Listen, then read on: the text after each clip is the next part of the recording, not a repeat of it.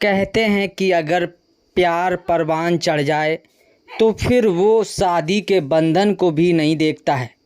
ऐसा ही कुछ मामला इटावा जनपद के ऊसराहार थाना क्षेत्र के एक गांव से सामने आया है, जहां एक 32 वर्षीय महिला अपने पति को धोखा देकर पुराने प्रेमी संग फरार हो गई। आइए पूरा मामला जानते हैं। प्यार तमाम बंधनों से, यहाँ तक कि शादी के बंधन से भी मुक्त होता है। ऐसा हम इसलिए कह रहे हैं क्योंकि इटावा जनपद के ऊसराहार थाना क्षेत्र के एक गांव से हैरान कर देने वाला मामला सामने आया है, जहां शादी के 13 साल बाद 2 बच्चों की मां अपने बच्चे व घर-बार सब छोड़ अपने पुराने प्रेमी संग फरार हो गई। जाते जाते अपने पति के जीवन की गाढ़ी कमाई के करीब 8 लाख कीमत के जेवरात और रखे हुए 10,000 रुपये पर भी हाथ साफ कर गई। अब पत्नी के इस कांड से पति काफ़ी परेशान है। पति ने इस पूरे मामले को लेकर थाने में अपनी पत्नी की बरामदगी के लिए आवेदन दिया, लेकिन कोई सुनवाई नहीं होने से परेशान पति ने वरिष्ठ पुलिस अधीक्षक ब्रजेश कुमार श्रीवास्तव की चौखट पर पहुंचकर पत्नी की बरामदगी की गुहार लगाई।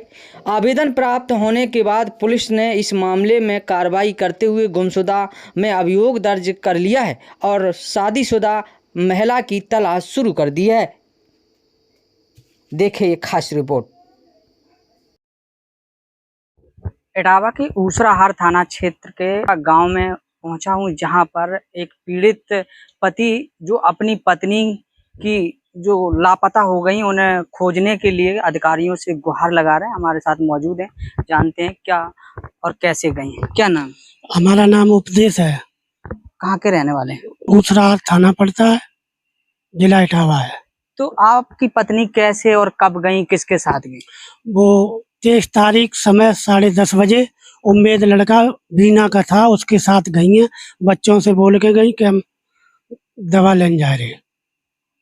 तो तब आपको फिर कैसे सूचना मिली? मेरे बच्चों ने फोन किया 12-1 बजे कि पापा मम्मी नहीं आई। जब मैंने फोन किया तो वो क्या नाम उसका फ़ोन बंद जा रहा था। फिर मैंने मम्मी पापा को फ़ोन किया, फिर मैंने पता कराया इधर उधर नातेदारी में, मेरे को कहीं पता नहीं चला। और मैं थे गुवाहाटी में, गुवाहाटी से मैं वापस आए। मैं 23 तारीख को घर आ गए थे सुबह 8 बजे। फिर मैं ढूंढते रहे, फिर मैंने 24 तारीख को एप्लीकेशन दी, एप्लीकेशन मेरी लिखी नहीं गई। उसके बाद में फिर मैंने दी है 26 तारीख को, 26 तारीख वाली नाम धर के एप्लीकेशन दी, वो भी नहीं लिखी गई। उसके बाद में फिर मेरी कल लिखी गई। कहाँ का युवक था और कैसे ले गया, क्या कैसे संपर्क में आया? संपर्क पहले आया था 2 साल पहले, उसके बाद ये पकड़ा गया था, मेरे गांव वालों ने पकड़ा था। उसके घर पे दूसरे के द्वारा मोटरसाइकिल खड़ी थी, वहाँ पकड़ा गया था।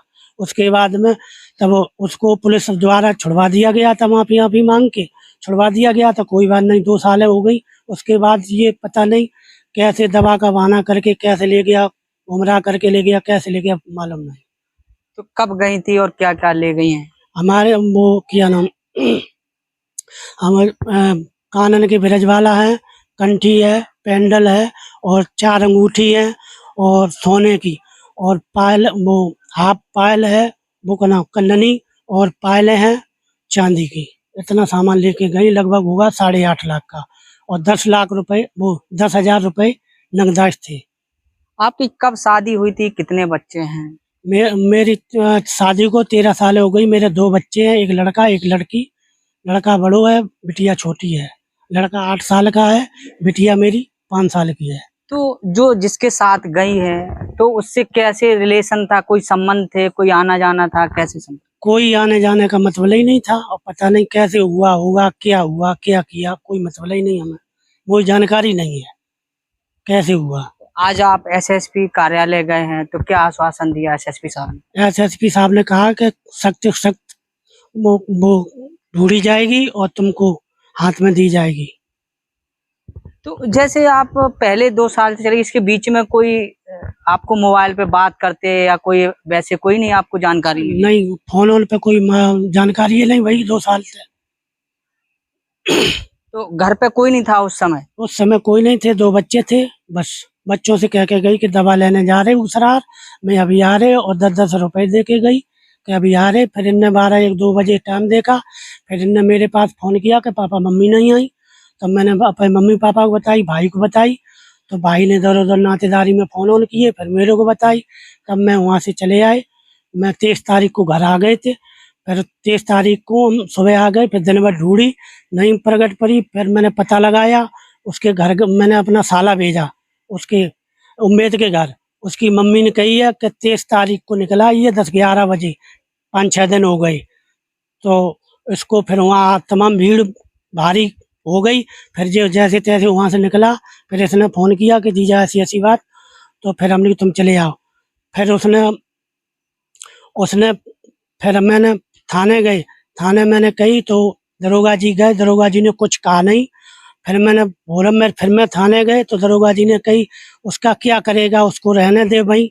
अब दरोगा जी पता नहीं क्या कर रहे हैं, मेरे मेरे माँ पे कतई बोलिए नहीं रही।